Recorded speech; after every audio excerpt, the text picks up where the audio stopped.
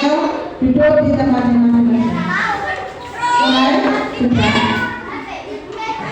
Ya, tadi sudah menyelesaikan aplikasinya ya. Ada 5 soal. Nah, soal pertama ayo kita bahas bersama-sama. Nomor 1. Apa yang disebut dengan karya sastra? Nah, karya sastra itu adalah suatu buah pikir seseorang ya yang dituangkan dalam sebuah karya tulis. Ya, dan jadi ada seorang pengarang. Pengarang ini contohnya siapa pengarang yang terkenal di Indonesia? Ayo siapa?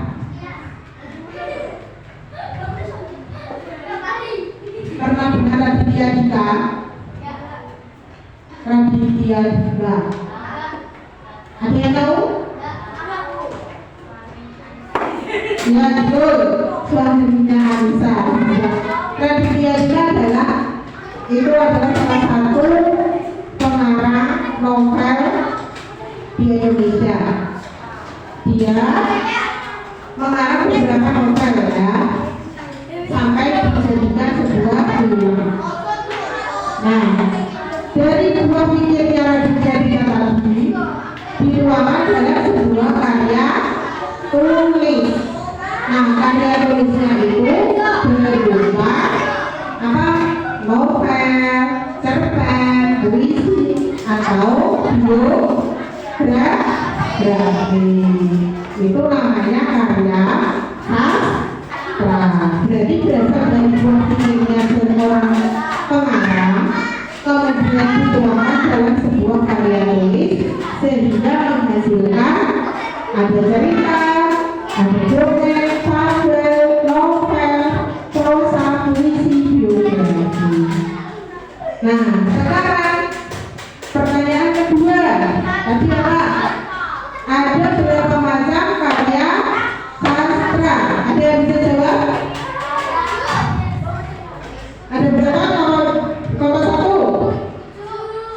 7. Nomor 1? Berapa? 5. Nomor 2? 2. Nomor 4? 5. Nomor 5? 5. Yang benar adalah 2. Apa itu? Karya sastra fiksi dan karya sastra non-fiksi. Jadi macam karya sastra ada berapa? 2, yaitu karya sastra fiksi dan non-fiksi. Fiksi itu apa bu?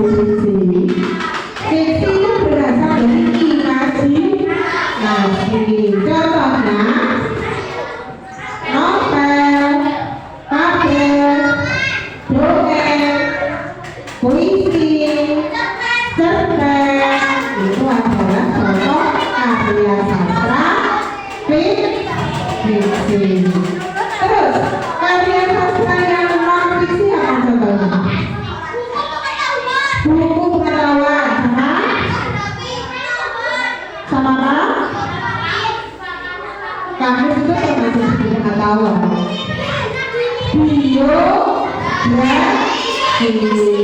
Biografi itu apa?